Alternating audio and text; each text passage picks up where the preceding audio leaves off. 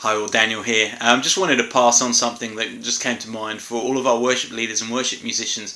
I was leading worship this last Sunday in our Hammersmith congregation, and one of our worship team came up to me afterwards, and he wasn't playing that morning. He was actually in the congregation. He was just saying how much he enjoyed worship and just connecting with God that morning. And also, but something he mentioned was that he enjoyed how worship flowed, that there didn't seem to be any interruptions. It seemed quite seamless. And as I was worshiping this morning and preparing for a prayer meeting we've got this evening, I was kind of thinking about that, and just thinking that there's things I take for granted in that, but I think what kind of worship sets do I lead, and also what do I enjoy, and when do I encounter God? It is where there's kind of this seamless journey of like you start and you just lead into God's presence, and everything the team and the band is doing is helping you kind of get there, and they're not providing distractions on the way. And I was thinking I just wanted to pass that on, because I've also been in times of worship where it's kind of like the songs are great and they're led well, but it's kind of packages of songs which kind of in the moment in the song are really enjoyable, really great. You experience God, you connect with God, but then it's almost like you finish the song and then it's okay, what next? And then something happens which kind of breaks that a little bit, and then you go into it with the next song. And that's not really how I view kind of a worship set, and that's not how I prepare one either. So I just wanted to pass on some thoughts for you.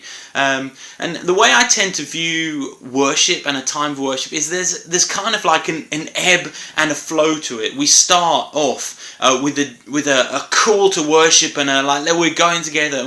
And our aim as worship leaders and musicians is to lead people into a kind of as smooth as possible continual journey into the presence of God, into remembering the gospel, into remembering who God is, into proclaiming what He has done, to responding to that. And our job, as I alluded to earlier, is our job is to make that smooth and as helpful as possible, and encourage people in that direction, and not introduce obstacles. And one of the things that we can do, if we're just thinking about our songs and how we play them, is we introduce this kind of fragmented time of worship where the songs are great, but there's no kind of like overall thing.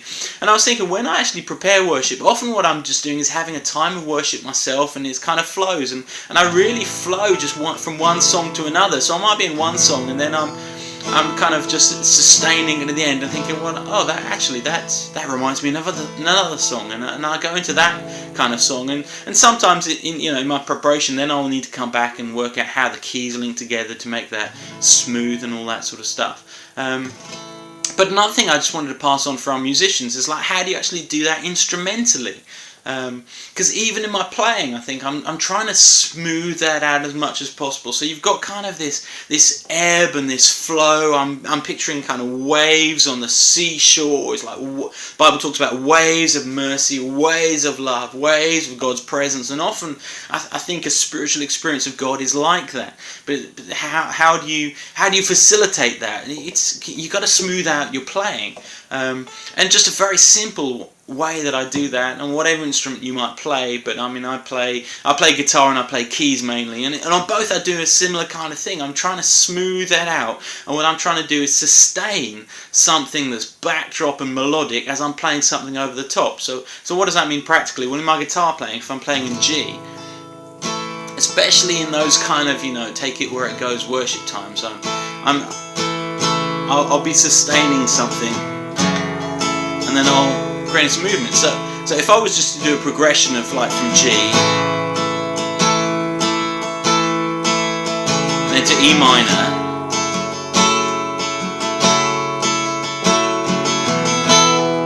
and then that's D, and that's C. Now if I was just to play it straight, and I was thinking about the change, it would literally be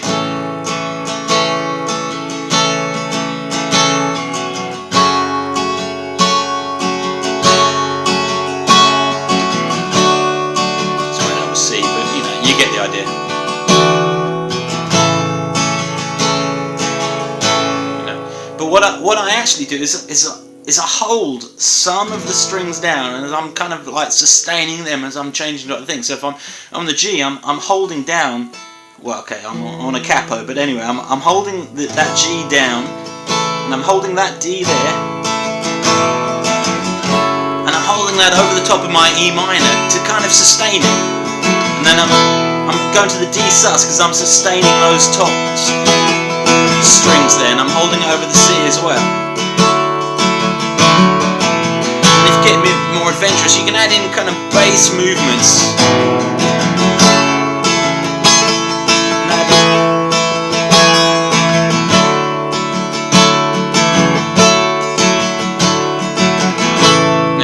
Sound quite complicated to you if you're just trying to figure out the chords and that sort of stuff, but the basic principle is I'm trying to make it smooth as possible. I'm trying to make the rhythms I'm playing smooth. I'm trying to sustain as possible what I can, where I can, and make those transitions really smooth. So if there's something you're going to practice, really practice those changes, whether it's on the guitar, whether it's on the keyboard, whatever you might play. Just try and think about how do you make your playing as smooth as possible. Is it seamless? Do you know where you're going? And then can you sustain some stuff while you create some movement, particularly obviously in a kind of a chord-based instrument, so guitar or keys and that sort of stuff, you know. But even if you're playing a melody instrument, how do you sustain that? How do you create some movement? How do you make sure you're not playing too much, but you're kind of creating this idea of backdrop that smooths out the journey and some movement in the melody of what you're playing.